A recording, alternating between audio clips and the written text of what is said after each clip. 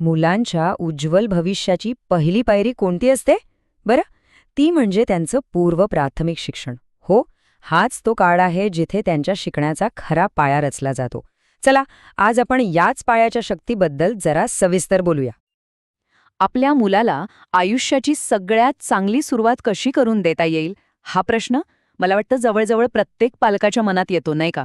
आणि खरंच हे एक असं कोड आहे ज्याचं उत्तर शोधणं आपल्या सगळ्यांसाठीच खूप महत्वाचं आहे. आणि त्या प्रश्नाचं एक खूप महत्वाचं उत्तर आहे पूर्व प्राथमिक शिक्षण.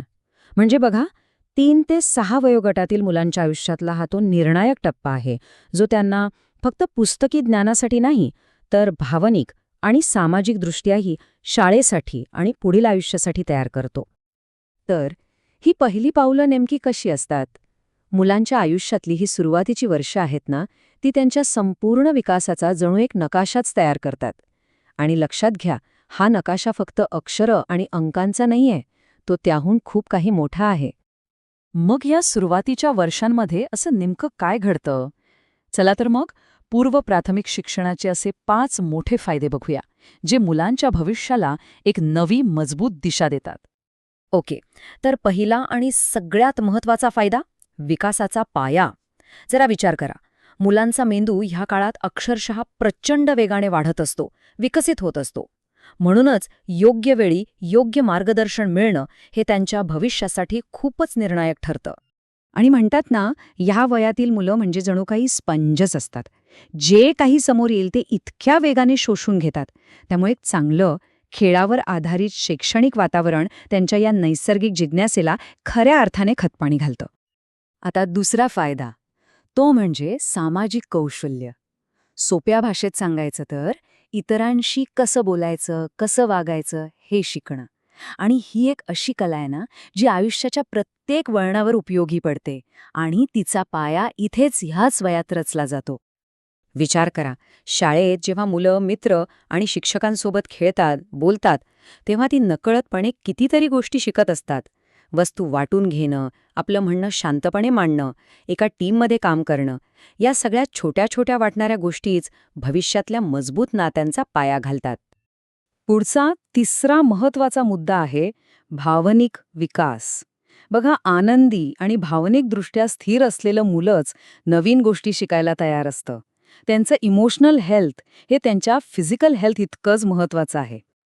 या सुरक्षित वातावरणात, म्हणजे शिक्षक आणि मित्रांसोबत असताना, मुलं आपल्या भावनांना ओळखायला शिकतात, त्यांना सांभाळायला शिकतात, इतरांच्या भावना कशा समजून घ्यायच्या हे कळतं आणि त्यांचा आत्मविश्वासही वाढतो. खरं तर हीच त्यांच्या इमोशनल इंटेलिजन्सची, म्हणजे भावनिक बुद्धिमत्तेची पहिली ओळख असते. आता वळूयात चौथ्या फायद्याकडे. हा फायदा तर थेट भविष्यातील यशाचा मार्गच तयार करतो. तो म्हणजे मोठ्या शाळेसाठीची तयारी. इथे अक्षरं आणि अंक शिकवणं म्हणजे काही शिक्षा नसते, तो एक खेळ असतो. आणि या खेळातून शिकण्याची प्रोसेस इतकी आनंददायी होते की शाळा या शब्दाशी त्यांची एक सकारात्मक मैत्री होते, भीती नाही. आणि आता 5वा फायदा, जो कदाचित सगळ्यात महत्वाचा आहे, पण अनेकदा त्याकडे दुर्लक्ष होतं. तो म्हणजे मुलांच्या काही विशेष गरजा असतील तर त्यांची वेळेवर ओळख होणं. इथले जे प्रशिक्षित शिक्षक असतात ना, ते मुलांच्या विकासातले अगदी लहान-सहान अडथळेही ओळखू शकतात. आणि बघा, वेळेवर निदान होणं म्हणजे योग्य वेळी मदत मिळणं. यामुळे त्या मुलाच्या भविष्यात खूप मोठा सकारात्मक बदल घडवून आणता येतो. ठीक आहे, तर हे झाले फायदे. पण हे सगळं प्रत्यक्षात घडतं कसं? म्हणजे शाळांमध्ये असं काय केलं जातं की मुलांना शिकणं हा एक खेळ वाटायला लागतो? चला, आता या शिक्षण पद्धतीचा आत्मा काय आहे ते समजून घेऊया. इथे शिक्षणाचा अर्थ फक्त पाठांतर करणं नाही, तर खेळ आहे. मुलं खेळता खेळता नवीन गोष्टी शोधतात, वेगवेगळे प्रयोग करतात आणि सगळ्यात महत्त्वाचं म्हणजे स्वतः विचार करायला शिकतात. याच खेळातून त्यांची कल्पनाशक्ती आणि उत्सुकता वाढत जाते. आणि इथे अजून एक खूप सुंदर गोष्ट घडते. बघा, जसं प्रत्येक फूल आपल्या वेगळ्या पद्धतीने उमलतं, तसंच प्रत्येक मूल वेगळ्या पद्धतीने शिकतं, नाही का? हेच लक्षात घेऊन प्रत्येकाला त्याच्या गरजेनुसार आणि त्याच्या स्वतःच्या गतीनुसार शिकवलं जातं. आणि यामुळे होतं काय, तर कोणीही मागे राहत नाही. पण एक गोष्ट लक्षात ठेवली पाहिजे, मुलांच्या विकासाचा हा प्रवास शाळा एकटी पूर्ण करूच शकत नाही. यासाठी घर आणि शाळा या दोघांची मिळून एक मजबूत टीम असणं खूप गरजेचं आहे.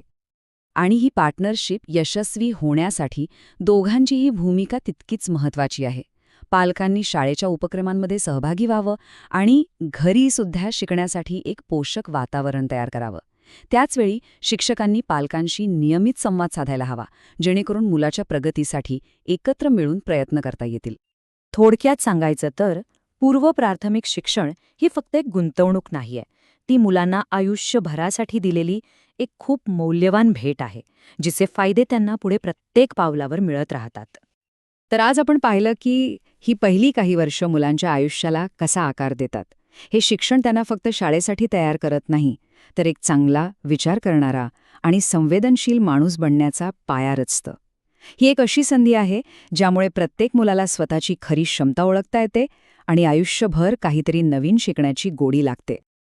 तर जाता जाता एक विचार करायला लावणारा प्रश्न: शाळेत पाऊल ठेवण्यापूर्वी असं कोणतं सर्वात महत्त्वाचं कौशल्य आहे जे एखादं मूल शिकू शकतं? असं कौशल्य जे कोणत्याही पुस्तकात सापडणार नाही. यावर नक्की विचार करा.